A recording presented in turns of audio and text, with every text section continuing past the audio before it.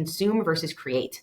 Like in normal society, you are taught you're not enough, look externally, consume to become whole. And we all know what that does. That's not a very good model for mental health and wellness. And then there's the, family values, look within, not externally, and create value for others. And in doing so, you fill your bucket, you fill the buckets of other people. It is so about practicing it, learning, teaching, practicing, and making it, letting them see how important it is to us, letting us praise them when they show these values, these really important values. It's so funny, when I was looking into some of the, they get a reward at the end, they get a little trophy, and I was looking up kindness reward. Doesn't exist on the internet. Can't find a kindness, courage award, gratitude award. Like, we're rewarding our kids for these superficial accomplishments, and we're not rewarding them for some of the things that they could actually change the world.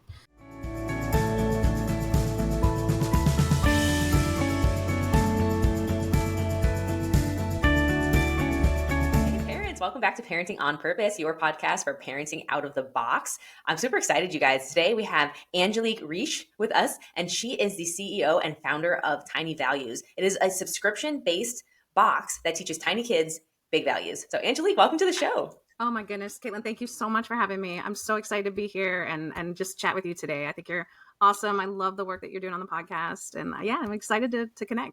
Cool, girl. Thank you so much. I appreciate it. It's been a super fun journey, and I'm slightly jealous that you are in my old home state of California. So from coast to coast over here, that's awesome. Nice. Bit of a time zone difference.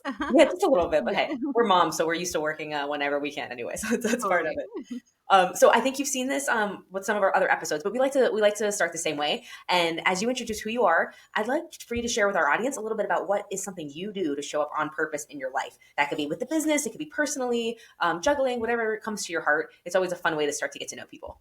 Awesome. Thank you. I think my on purpose kind of stems from my backstory. So I'm gonna walk everybody through that real quick. So I worked for about 15 years at Pixar Animation Studios as a lighting technical director. My husband and I both worked there. We met in grad school in Texas, and we ended up out here as interns on the original Cars film. And we had worked on pretty much everything since. He's still there. But yeah, about 15 years in, right before the pandemic, in fact, I just we had 2 kids by then. We had a 4-year-old and a 1-year-old. And I just hit a breaking point, like with our 2 careers that were really challenging. We were picking up our kids at 7:00 at night from daycare and driving an hour home in traffic. And it was not working. It was just not working. So we knew, like, we wanted to show up intentionally in our kids' lives. I had a mom who was a stay-at-home mom, and she was at every volleyball game, every day picked me up from school. So I've always struggled to figure out, okay, how can I do that for my children? But how can I also follow my passions and follow my dreams? So that's really what Tiny Values has been about. It's been about creating a business that allows me the flexibility. Today, I took the kids to swim classes, took my daughter to gymnastics, and my husband's got them out at dinner, and we're filming a podcast. So. Oh, I love this. How old are your kiddos now? I've got a 7-year-old daughter, Rose, and a 4-year-old son, Dylan. Oh, that's so beautiful. I have a nephew, Dylan. That's awesome. And we're Italian, so everyone's middle name is Maria Rose. And guys, best believe, like, right before the podcast, like, we were switching out all my lighting cubes. I'm like, Angelique, fix my face. And she's like, no, now you're green. Don't do that. Italian woman. You will have olive in your skin. That's a no-go. Yeah, if you ever need lighting tips, just holler.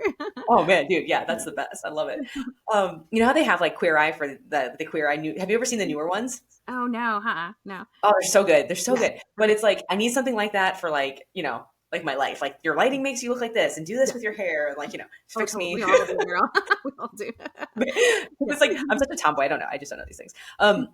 Okay, so I love a bunch of stuff about what you said. One, I think it's really cool that you had to break down before you broke through. It's like on socials, it's so publicized and highlighted, like, the highlight reel, or it's so easy to make these decisions. And I think sometimes you have to make them from a place of uncomfort, right? Like, if you're really in a place of comfort, you won't change, and it's not serving you. So although I'm sure that's not the easiest path, I do appreciate that you said that, because I feel like it helps. It helps you make a decision. No, I was gonna say, I love that you picked up on that, because it does. It's so true. Like, it feels like I'm saying it like, oh yeah, I just quit my job in 15 years. It was a long, tough road that led to it. I'm sure lots of other moms out there know what I'm talking about, other dads as well. And I think for me, that breaking point was when I was dropping my kids off at daycare, and my daughter was at the fence, and I know it's going to get me emotional again already. Yeah. I think a lot of people identify with this, where she's like, Mommy, I want to go home. Mommy, take me home. I know. Mm-hmm. And I felt so trapped in this career that I created, this dream job where I felt like I was living my dream of my career, but not living my dream as being a mom. And I dropped them off. I got in the car. I slammed my hand down on the steering wheel and I cried the whole 3 miles to work. And then Oh, I think that night, like that was when, and my husband and I had been, he knew I wasn't happy. He knew it wasn't enough hmm. time with the kids. But that was really the moment where we said, okay, we're gonna take this thing and we're gonna see what we can do and live our lives. And you know what? That was 3 years ago now. That's awesome. And I wouldn't change a thing. I wouldn't. Was it easy? No. Have we made sacrifices? Hell yeah. But I would never change a thing. See, and this is why I love this type of entrepreneurial, like sit in the crap moment because this is the gold. Like you would never become the version of yourself, Angelique, if you don't do this, right? Totally. It's incredible. Hey, Angelique, are you hearing a little bit of an echo? It was a little bit. Okay, I think it's on my end. It's kind of weird. Do you want to try these headphones? Let's do Here. it. 8 o'clock at night does. And what is in those cups? We are back. Awesome. I think we've switched our tea and coffee to wine at this point, but hey, we're having a good time. It's 10:30 on the East Coast. Mom life. For those of you keeping track. But before our audio disruption, we were talking about like how you had to go through the breaking point. And what the other thing that I love that you mentioned is it seemed like it flowed very organically for you. Like even though that was difficult, and even though there was a moment of trust you had to break through, which I think most entrepreneurs have to do. Like there's two things I super respect. One is that you saw this version of your life that you wanted, and you just felt like this is no longer working. It's not giving me this. That takes so much trust and just so much like, I don't know. I don't even know. I admire the heck out of it. I love it. And I think kids become better adults when they see their parents having enough faith in themselves to make those decisions, whether that's with work or with whatever, right? Whatever passion that is. So one, congratulations. That's amazing and very uplifting. And then two, it literally set you up for the values that you were teaching in Tiny Values. Yeah, It's absolutely. like the universe is like, you're listening. Like, let's just click right into place. And I feel like when things are clicking that way, you're on the right path, and Wow, that's completely how it was with this. Yeah, a that's thousand awesome. percent. And I hope, thank you for saying that, because I hope every day when they see me packing boxes and they're helping me deliver them to to Awesome. UPS. Awesome. Yeah, exactly. That they're like, I try to remind them every day. It's like, living a dream, living a dream. You got to go after big things. As I love it, and they get to see the value that they're helping create, right? And I think it's so oftentimes, right? Entrepreneurs spend so much time working the dream to make it where it needs to be, because it is like a child, right? It takes time to get it onto its own 2 feet. But for them to always understand that, I think it shows them a lot about life, very akin to sports, right? And it just does something to their spirit, where now they just never feel like they can be put in a box because they know they can always just solve a different box, make a bigger one, right? Yeah, They can figure it absolutely. out. Absolutely. I love hearing my daughter when she'll be like, oh, mommy, I want to, I want to sell hot chocolate on the corner, or she's just always thinking, how can, how can I create something? How can I That's it. do something special? And I definitely feel like, okay, I think it's working. It's rubbing off a little bit at least. It clicked. It clicked for me on a podcast the other day. We're talking about homeschooling, and it was. And there's nothing wrong with regular school. I am a product of the school system, and I am okay, and I'm here. But it's like the click for me was consume versus create. Like in normal society, you are taught you're not enough. Look externally, consume to become whole, and we all know what that does. That's not a very good model for mental health and wellness. And then there's the family values. Look within, not externally, and create value for others. And in doing so, you fill your bucket, you fill the buckets of other people. It's just good. Like I got goosebumps already. We haven't even started talking about the values, and I'm already into it. I love it. So this is so cool. So your intentionality and how you show up on purpose seems to be like setting an outline of values that are important and then sticking to those values. Did I get that correct? Absolutely. Absolutely. And one little thing I want to throw in, just because you mentioned that. So my husband and I do this thing, and we did it a couple years before I quit my job, where we'll go for it's a whole day. It's not overnight, but it's a whole day. We'll rent a hotel room and we'll just sit down and we will say, what do we want the next 5 years to look like? What are our That's values? What is important to us? And I would not be sitting here talking to you today if we hadn't done that 3 years before I started Tiny Values, because it gave us a real blueprint to say, okay, in 3 years, Rose is going to be going to school. Do I want to be picking her up at 7 o'clock, or do I want to be picking her up at 3 o'clock? It just helped us really outline our lives, so that when it love did it. come to that breaking point, it became more easy to make that decision. I love that. I'm all about that kind of stuff. So thank you. We do something similar, but I like making it into a date, right? Like making it into something you guys could do together as like a dream building activity. That's awesome. Totally. That's so good. So if you don't mind, I'd love to dive right into like the values that you based Tiny Values on, whichever you think are most pertinent. Our audience has kids all over the place. I have grandmas that love this for their grandchildren and just connecting. I have single dads. I have dads that are or men that aren't dads yet that just want to be better fathers. It's freaking awesome. Like good job, you people out there. with That's your man amazing. buns. I love That's you. amazing. I love it. And good job to you too for being able to be, have such an engaging audience and be such an engaging presence to draw all those people in. And I can see why. Yeah. It's just super motivating, right? And I think that we learn so much from each other. Like I love hearing the dad's perspective on stuff because it's just so different, right? I think that's what makes us and our husbands so strong is valuing each other's perspectives. Okay, cool. So yeah, I'm excited. Let's jump into the values. Which ones did you start with? What was important? How did it all kind of come together? And then also explain how they get the values, like how it all comes together with the box. I think it builds on itself. Yes, absolutely. Yeah. So we start every subscription with kindness because I feel like that is at the basis. It's really set up like a curriculum. They start with kindness, then they go to courage, gratitude, oh gosh, love, confidence, imagination, Cool. self-control, resilience, friendship, empathy, patience, and they end with independence. Because I feel Nice. like by the time they've gone through that kind of gamut of values, they're That's independent. They're cool. ready to fly. They're ready to go out in the world. So that was the first box. Kindness was the first box that I designed, That's awesome. and it's based on the book by Carol McLeod, Have You Filled a Bucket Today? Which I think probably a lot of people are familiar with, probably not a lot of head nods I can hear out there. It's a wonderful book. It teaches people that everyone carries around an invisible bucket. And when you do kind things for people, you fill their bucket. When you do unkind things, you empty their bucket, but you also empty your bucket as Yep. well. So the Exactly. project that I created around that book, so the book does come with the box. Every month you get a book. This is awesome. This is leaning on like my Pixar background and story. I have read thousands of children's books, which is super fun, and really try to curate the ones that speak to me and that not just talk about the value, but give kids a tool related to the value.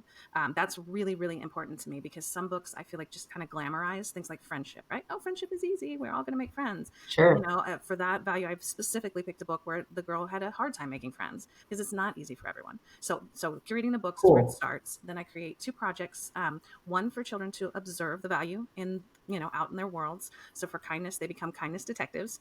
So they Cool. get a little magnifying glass and they catch Love people being kind, and they make these little kindness bags that they get to share then with the people that they have caught being kind. it. And they love it. It's so cute. I've gotten pictures from all these different kids, like, a neighbor or a coach or a teacher. And it's just spreading that, they're spreading Love it. kindness while they're observing, for looking for kind behaviors, because what we observe, we tend to enact in our It's lives. brilliant. It's the reticular activating system or the law of attraction or whichever side you sit on. It's awesome. That's so cool.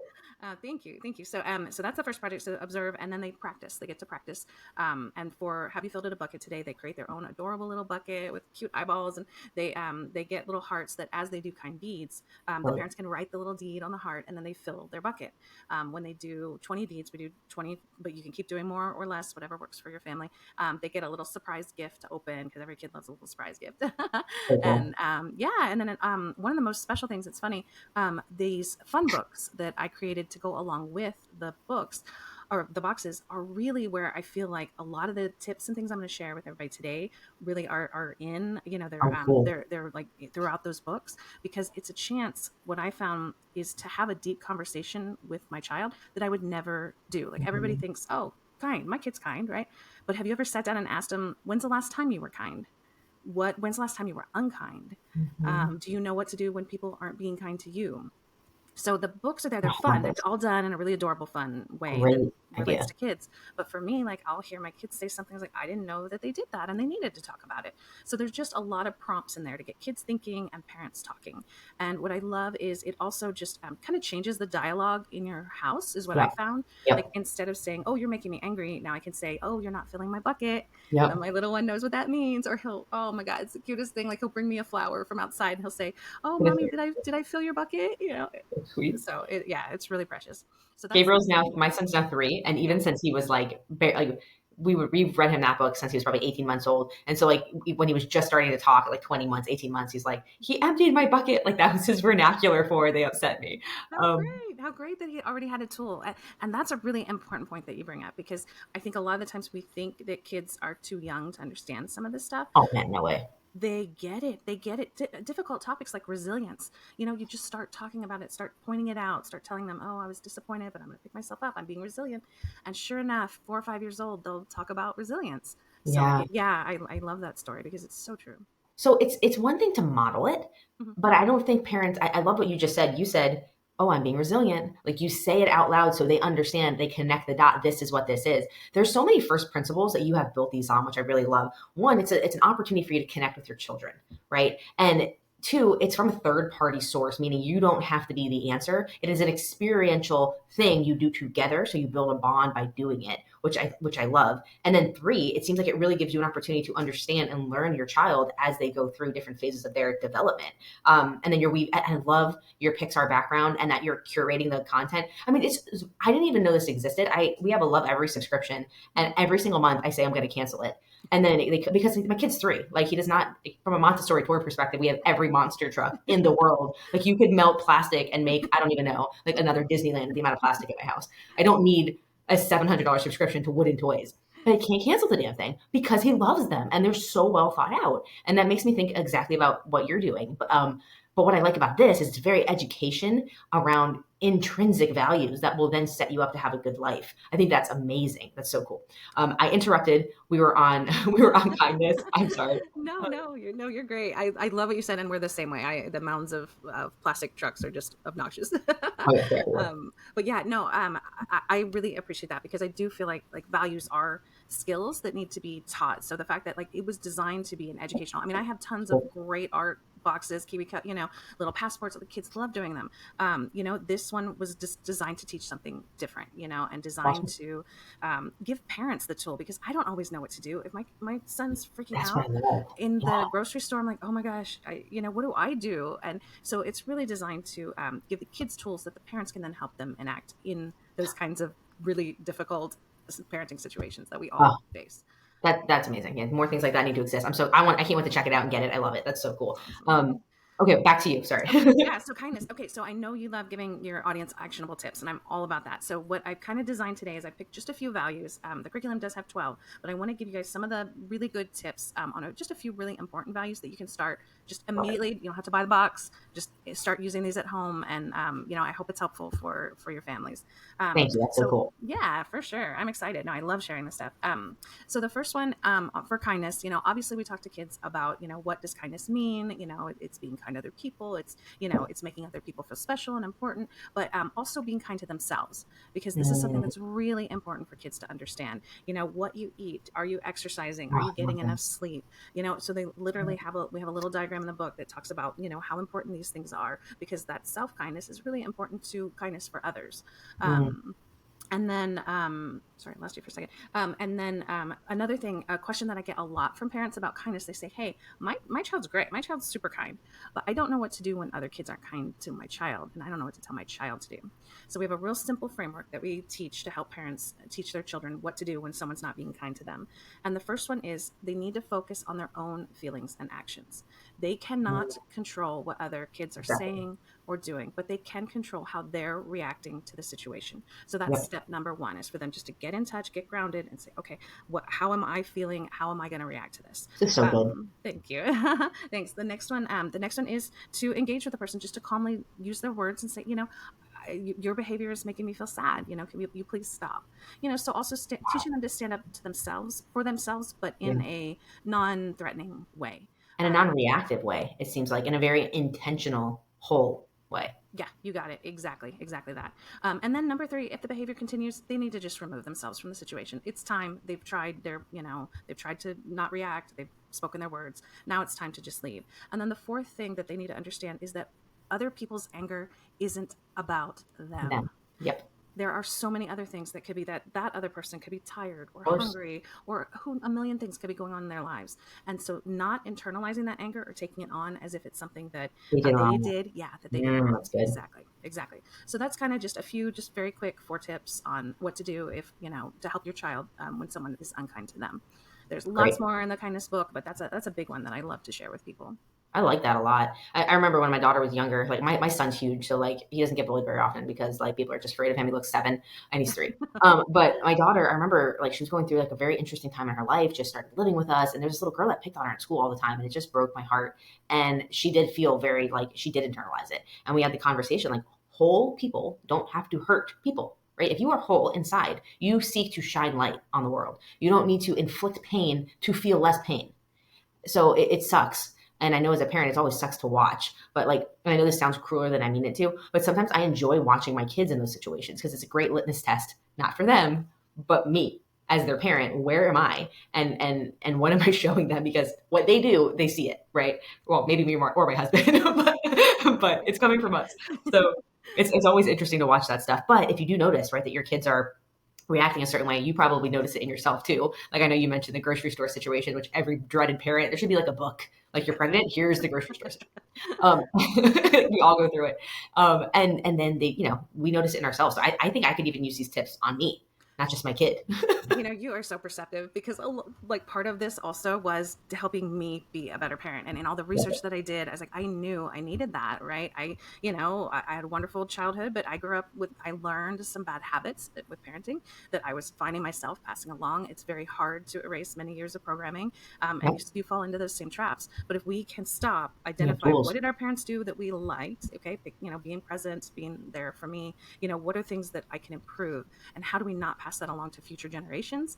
I like to think about it as, I'm not just parenting my children, I'm parenting my grandchildren, I'm parenting my great grandchildren. That's so true. They are all picking up on, and you can stop that cycle and you can start a new one.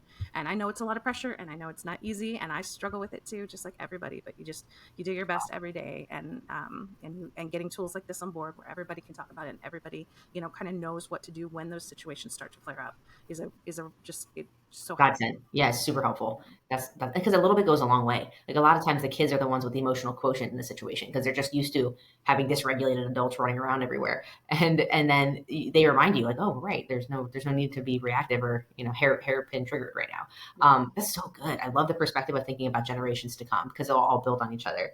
Okay, cool. Back to you for value number. Well, let's just dive into self-control as long as we're talking about that, because I think that that is a big one. I have a 4-year-old. He's a lovely child, but we have lots of those moments, and so I had to come up with some tools to get him to calm down. And one of the first things we teach is that it's really important that kids understand that you have a thinking brain and a feeling brain. You have two parts, and that sometimes a lot of people know this, but kids don't. We kind of take for granted that they do, but helping them understand that anger emotion is when our feeling brain's taking over.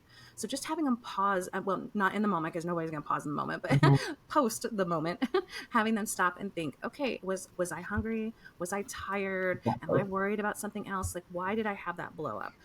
Is really helpful. And I've had young children articulate to their moms after doing the self-control box, oh, I got mad because I didn't eat all my lunch today. Like, I was just hungry. My emotional brain took over because I was hungry. Let's go home and I'll get some more lunch. So, even as young as they are, they can, the stuff gets through. Yes. And part of that understanding is just, so that's something we can do after the fact. But what can we do in the moment? That's what everybody wants to know, right? You're, walking through Target, your kid can't get a toy, and, super meltdown. For sure. So what you want to do is get them to breathe deeply. But talking to a child who's screaming their head off and telling them to take breaths is not going to work. So I came up with a little trick. It's called blow your hair back.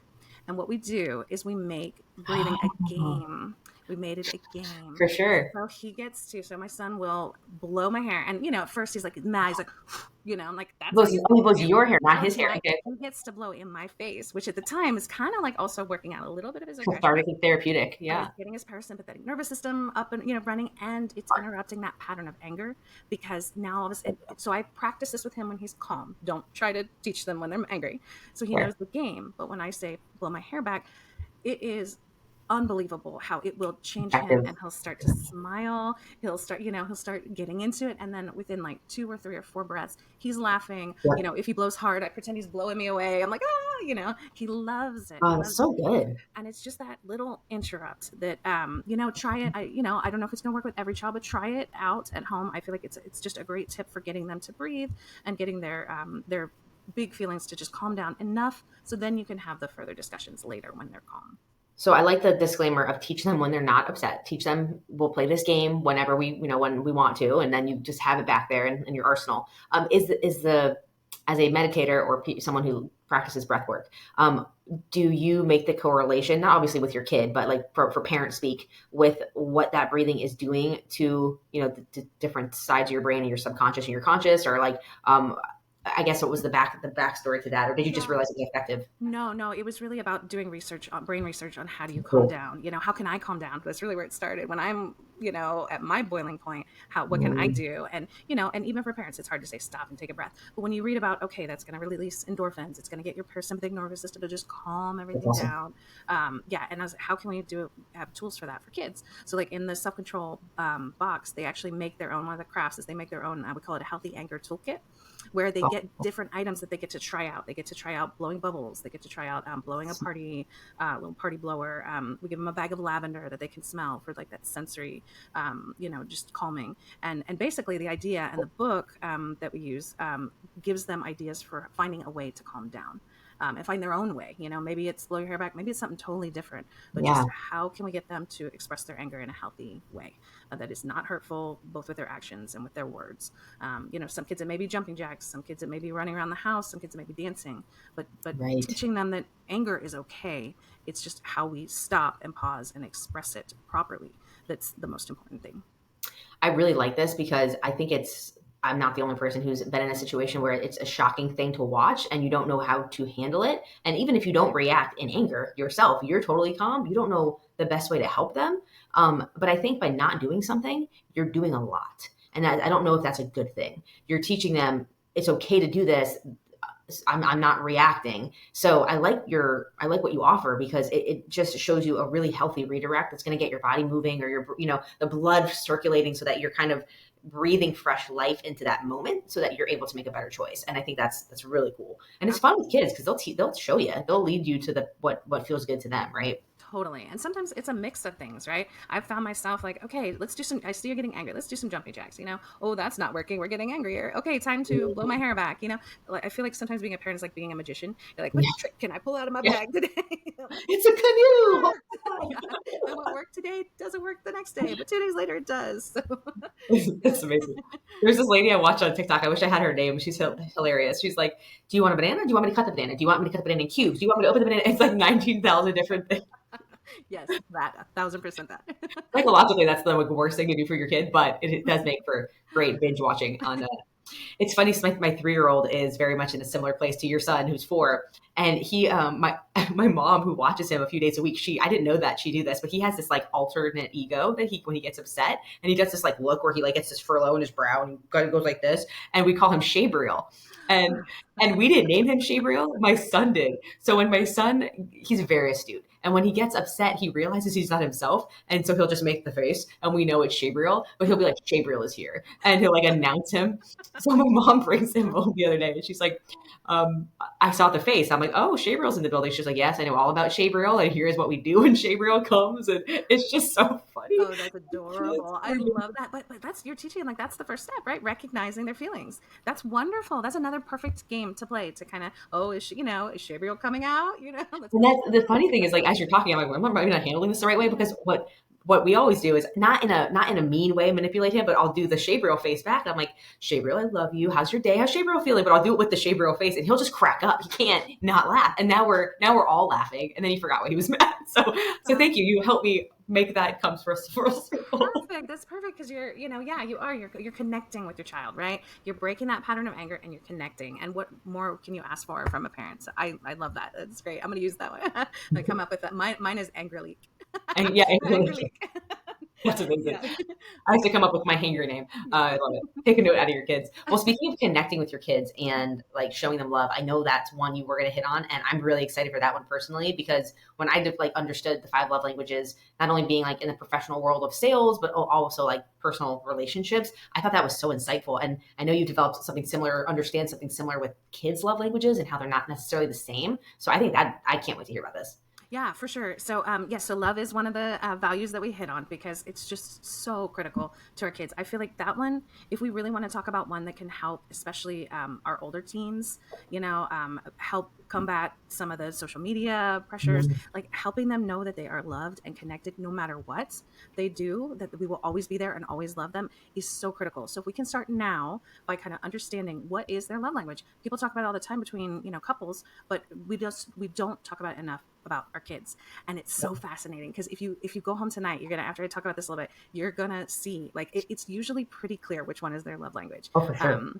So to start with, we have words of affirmation. So if your child really just gets a huge boost out of you saying, I love you, praising their effort, then that might be your child's love language. So watch for that one. The next one is gifts. And I know every child likes to get gifts, right? But we're not talking about Christmas morning. We're talking about a child who might like rewards or really like appreciate that reward a little more. Then in that case, then gifts is probably their love language. And for that one, you might want to keep it small, but just a small physical reward that just positively reminds them like, oh, you are loved, acts of service is another one. This is going to be for kids who they really appreciate everything you do, and which they're out there. That's But my daughter. 100% my wonderful. daughter. That's fabulous. Okay, that is neither of my children, so congratulations. That's a great Well, one. she doesn't come Yeah, from my biome yeah, or my yeah, my biology. So yeah. that being said, my son is totally me when he's all the other ones. No. But just a short story, she helps with my son so much. So I right before this call, actually, I had a shower because I was disgusting. I went up in her bathroom. I do interior design as well when I'm not Oh my gosh. sleeping, and I redid her bathroom for her, and she didn't know about it. She has a dog walking business, so she was doing her night rounds, and it's Ah, summer here in Florida, so she has like 5 people she's watching pets for right now. So she's working her hump off, saving for she wants to save for her car, which is so cool. that's awesome. So, yeah, she's just awesome. I'm just trying not to mess her up. She's great. So I went to her bathroom and made it up for her. I didn't even know she came home, and she walked in and she like her face like lit up, and it was like, oh, I wish I had the camera on. It was so Oh good. wow, that's so. Just tonight, she Like said. literally, right, like Oh, how 20 minutes before our cool. podcast, and then I'm like, oh, I gotta get ready. I have to meet Angelique, and she's like, Yeah, and this is what she did: acts of service, right? Then I'm gonna flip it back over to you yeah. because her bucket was full. I did not expect anything from her. When I came down from showering, she had my whole podcast set up ready for me Oh, that's so special. That's because it's like, really, really and I didn't, special. and that's Yeah, not why you do it, of but course. it just makes you like, damn, these kids are awesome. Don't mess them up. It sounds like you're doing an amazing job. Oh, what a special moment. Yeah, what a like So, you showing her that it means that much to you, that she has a nice space. Because that's the thing about acts of service. Like it speaks more than the act itself. It's mhm. not about folding some clothes. It's about saying, I want you to have your, a nice organized area. And I got to remember that sometimes too, because I can be the worst, especially at clothes folding. But anytime I do organize, I'm like, oh my gosh, this is so much more than buying a bunch of bins at Target and making sure her LOL clothes are in a line. That's It's hilarious. yeah. so Oh, okay. so acts of service is a good one. That's a great story about that. So that one's active service. Yeah. Over to you. Oh, and then quality time. So this one I feel like is my daughter to a T. It's like this Mhm. will be your child who's just always, you could have just spent the entire day with them at the park, at the zoo, at Disneyland, and they're like, oh, will you read a book? Will you play? Anytime you have a child who's just really, really into spending time with you, then quality time is gonna be their That's love my son. language. And I feel like that one needs There's to a lot move of to the kids. top of most lists. Not that, at least it's number two, on a lot of lists if it's not number one. And then the last one is physical touch. And Mhm. this is, and kids who just want that extra hug or extra kiss or extra snuggles. And what a beautiful love language Yeah. to have as a child. Yeah, Lucky parent. exactly. Take Yeah. that while you get it. Trust Yeah. me, because they will become teenagers, and that will no longer be directed at you, and then you will be terrified. So, So yeah, so I mean, all of those, it's I feel like it's, if you can stop and just watch, like if you're wondering what is my child's love language, usually the thing that they will do most often, are they bringing you flowers from outside? Maybe it's gifts. Are they cooking breakfast for you, or putting together breakfast cereal? mhm. Then maybe it's acts of service. So watch how your child is actually showing love to you. And then the other thing that I do, ask them, ask them simply, how do you like to be loved? Oh, And that's you will awesome. get an answer back, and it will be eye-opening, and suddenly you're going to feel like, oh my gosh, that's why notes in your lunchbox that I didn't know meant so much. That affirmation, words of affirmation, is your love language. And it just will help you connect with your child on a much deeper level. And if you have a toddler who's incredibly intelligent, which I venture many of you do, they will probably answer with something like Nutella. Nutella makes me feel loved because they are trying to work one over on you, and they are Sour smart. Patch Kids, yeah. Yeah. A large bag of Skittles, please, Yeah. or more Monster Trucks because I don't have enough of those. That's so good. What I really enjoyed about that exercise, and now I do it obviously with everybody I meet, is you show up, and you just said this, with your inclination of what your love languages are. And it's interesting when you have to make the cognizant choice to love people in their love language and not your own. So obviously, as a parent or like someone in a relationship, we practice that a lot, my husband and I, because like he's very acts of service. So like folding the laundry, as you mentioned, or putting away the dishes, like those kind of things mean a lot to him. And we always joke, as a man, right? He always jokes that his love language is physical touch, and it is. He does love that too, but it's not his. It's also one of, you're mostly more than one. So we have this running joke in my family since we've done that exercise a few years ago, where he's like, "It's just unfair. My love language is physical touch, and your love language is all the other ones." It's totally not true. I'm such a physical touch person. Like I sometimes I'll be with other people's kids and I'm like touching their hair. I'm like, I probably shouldn't touch this kid. He's not my kid. No, I'm the same way. I'm totally the same way. I like my yeah, just friends. I'm like, I just treat them like my babies. I'm like, okay, wait a minute, like. This is, I know. And they always they gravitate. So I'm always holding somebody else's kid, and it's someone's like, whose baby is that today? And I'm like, this one. Oh, there's nothing better than that. Yeah. But your kids start to like what I like about this. We had a guy on who was a dad and also a doctor and a chiropractor. And he talked about like his whole focus was in chiropractic, the type that he does, the brain connection between your subconscious and your conscious brain. And when your kid's conscious brain develops, which is why I love the age group for tiny values and what you're focusing on, because to your point earlier, kids aren't fully developed their brain. Actually, I learned this from another psychologist we had on the other day. It doesn't fully develop till they're 16. So now I felt awful for like always telling to my daughter, why aren't you thinking? Well, my brain's not fully developed. You asshole, thanks. I'm like, sorry, I didn't know. Mine's obviously developed and just not accurate. But with the little ones, it's like their brain isn't fully developed, but you said it so perfectly. Things get through. Logic will get through. They understand logic. They just can't sequence things past 3 sequences, right? Yeah. So it's just really cool when you're doing this in cadence to show them. And I bring all that back to the love languages, because when you're showing them physical touch, love, kisses, hugs, snuggles, or even just asking them, all of that sets a precedent for their life. Like this is now where their threshold is. And then you teach them what to do with that if it ever falls below. Are they disappointed, and how do they handle that? Like I just feel like all that emotional stuff and understanding that, our parents didn't do that with us. And it's not because they weren't bad. They were amazing. They did what they could. But like this is what we're tasked with now, right? Yeah. We get Instacart and we get emotional quotient. Like that is what I like to joke that like the time I've saved on shopping on Instacart, I don't know, thousands of hours. Like, oh, now I have time to do this. Like I can put time into this. Don't check the shipping bill, because I did once. My husband's like, why do you get Instacart every day? I'm like, it's so convenient. And he's like, do you know there's like this thing? I'm like, but I signed up. He's like, no. That is definitely like my app I can't live without. I'm like, no, I'm not. I barely step foot in a grocery store since the pandemic. Yeah. That's good. That's so cool. I love the love languages. That's awesome. I love the practical tips. This has been really good. What are 1 or 2 things that you get feedback on from your customers a lot that either surprises you or maybe just every time kind of causes you to pause and just, take stock and really appreciate? Because I'm sure you get some cool feedback. Oh gosh, that's a wonderful question. The thing that is interesting, I originally developed kindness first because it's like, oh, everybody needs kindness. But the box that has been getting more attention is the self-control box. And I've had parents come to me. I had a mom we were at the school auction. She's a friend of mine. She has a son at our school.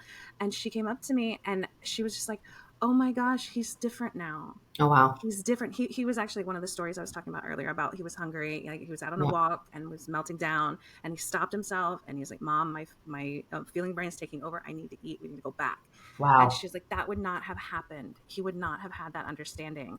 And when I hear, so like we're there at the auction and we're both like, tears are coming down. All our fancy makeup is like smearing all over our faces because we're like, I'm so happy. And I was like, I'm so happy it helped you. And, but just to feel like, I have this idea for this product and I know how it's helped my kids and I know how it's helped many of the parents who have talked to me, but to have to even be able to touch someone that closely, that's cool. I was like, okay, I feel like this is the right thing. Like this is working. This is really working when you hear a story like that. So, so that's been really interesting to me that, the self-control. And I think that's because it's not surprising. We don't focus on the ugly. We show our kids through, this is a jarring, triggering thing to say, but through our actions, not our words, we tell our kids it's not okay to be ugly.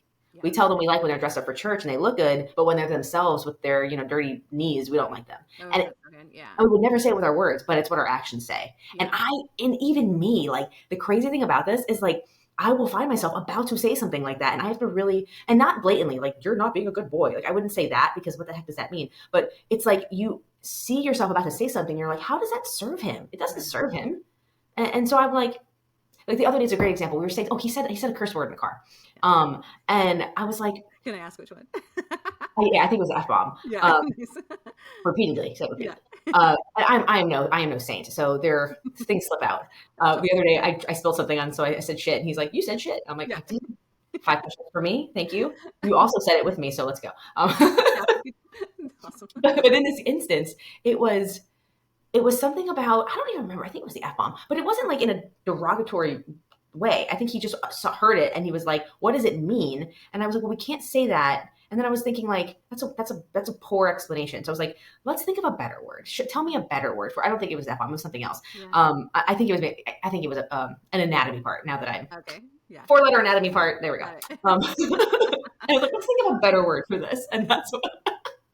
And it was like, because like, what's my explanation here? Because people think it's bad and you shouldn't say it, and Yeah. it's like, no, like that's not the right answer, because now you're just teaching your kids to want to be what everyone thinks of as a good little boy or girl, and that doesn't serve anybody. Now they're going to grow up with these very hollow ideals. So instead, let's understand that this is the anatomy and this is what it's for, and good for them, and everybody has one.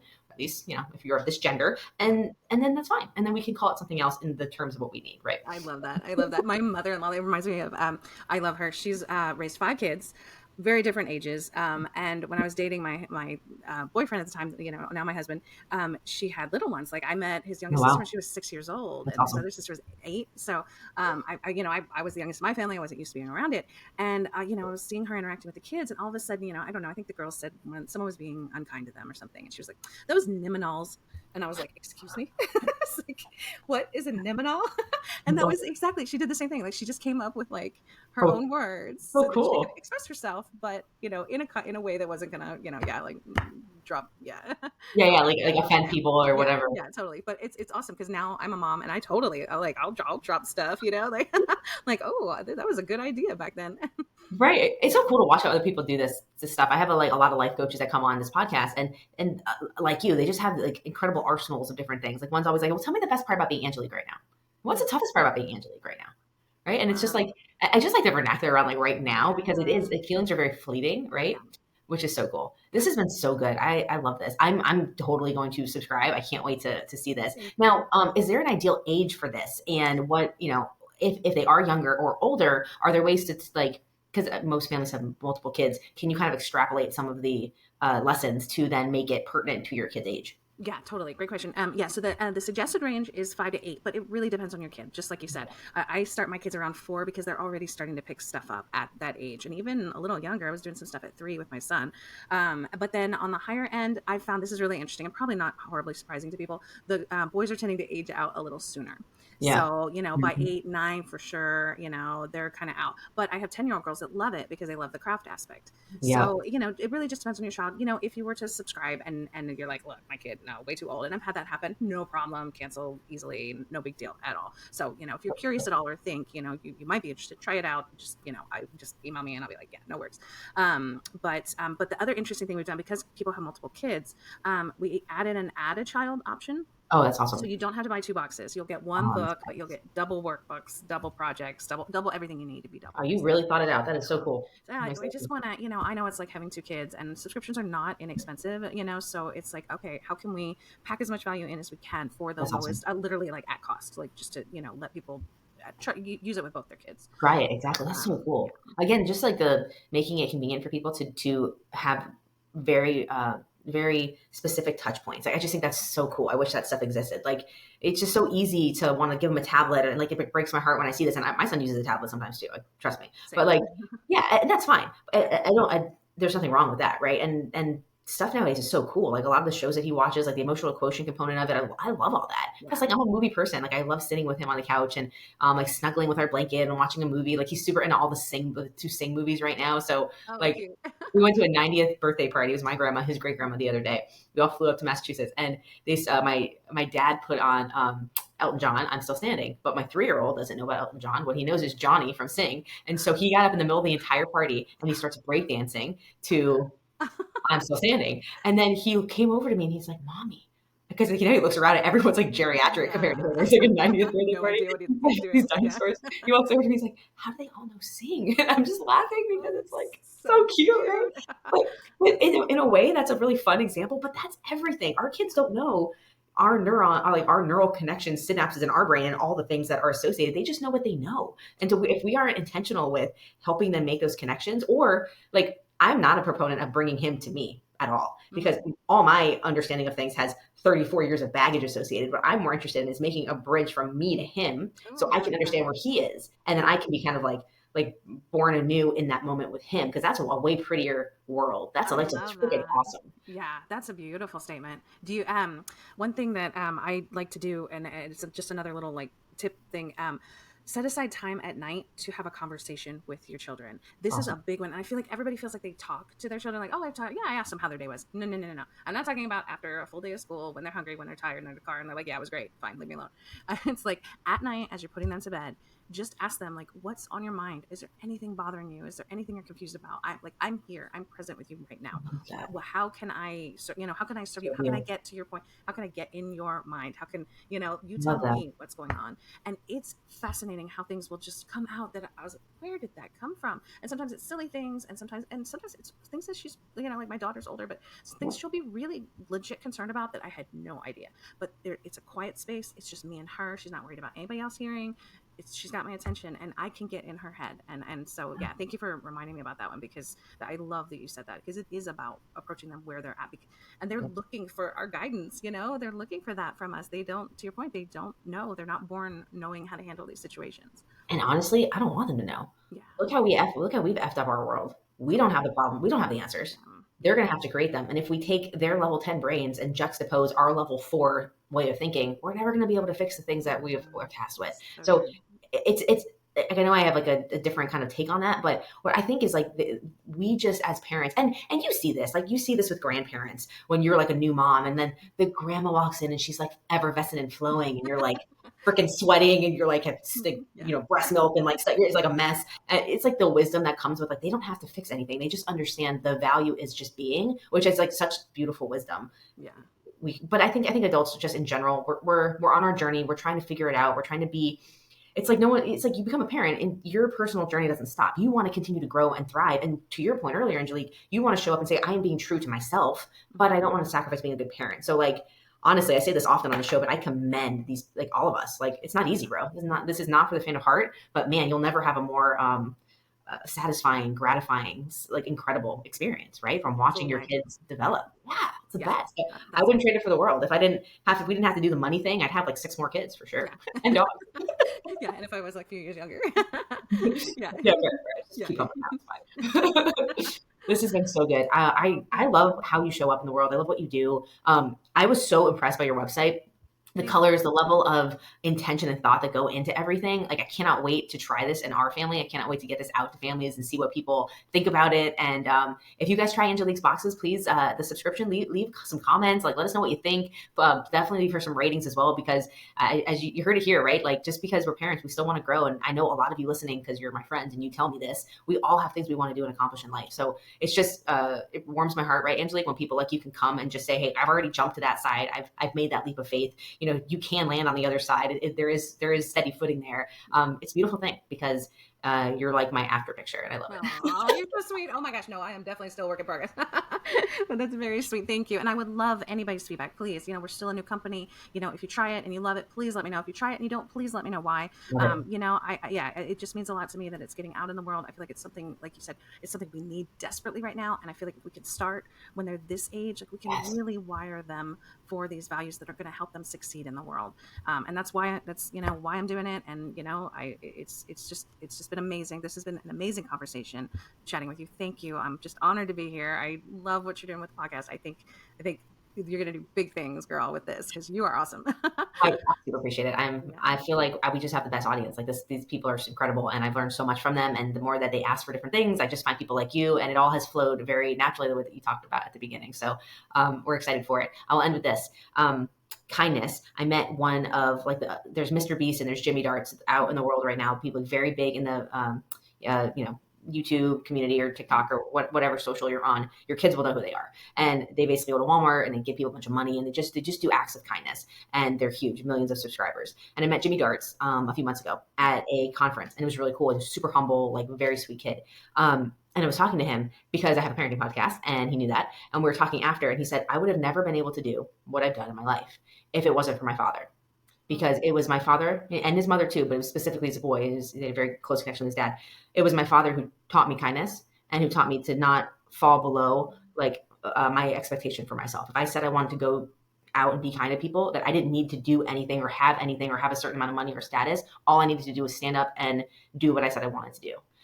Which it reminds me of the values that his parents taught him. And if you were to look up Jimmy Darts and I'm getting goosebumps right now, Yeah. and what he does in the world and how many, look at that ripple. Oof, and it comes from a parent like you guys listening on this podcast, making a cognizant decision to make these things, to make them important in your life. Absolutely. It's not about them just picking it up along the way. I think we think that way, they're just going to pick up, I'm kind, they're going to pick up kindness. It is so about practicing it, learning, teaching, practicing, and making it, letting them see how important it is to us, letting us praise them when they show these values, these really important values. It's so funny, when I was looking into some of the, they get a reward at the end, they get a, little trophy. And I was looking up kindness reward. Doesn't exist on the internet. Can't find a kindness, courage award, gratitude award. Like, we're rewarding our kids for these superficial accomplishments, and we're not rewarding them for some of the things that they could actually change the world. So anyway, people like you are out there doing it with your podcast. I appreciate it. I can't wait to listen to every episode because there's so many good ones out there. And then, I meant to say too, I want you guys, if you're able, or if you're curious about trying the box, email me, Angelique@tinyvalues.com. If you have any questions at all, happy to help you. A very small company. I'm on the other end. And then if you I have a discount set up, Pop 30, for 30% off of any subscription. So cool. try it out. Try it out if you're curious, and let me know your feedback, and keep listening to this awesome lady. You're so sweet. Thank you for what you're doing in the world, not just for like the kids, but also moms, and just showing us like, hey, it's okay to stand up and want something more, and to make that leap. Dude, like I from my whole heart, like I so appreciate that mirror. It's beautiful, and I appreciate that so good. Thank you. Awesome. Thank you. Parents, you guys know the deal. We are here for you. So please keep the comments coming. It warms my heart. Let me know what you guys need, what you want to learn, and I will find amazing people like Angelique to come share their stories with us. And that's what we're all here, which is parents helping each other out, learning as we go. I've even had several of you come on our show, so it's so awesome. So hit me up. We're here. Also, like Angelique, on the other side of the email. And until the next perfect time, everybody, stay beautiful and stay inspired.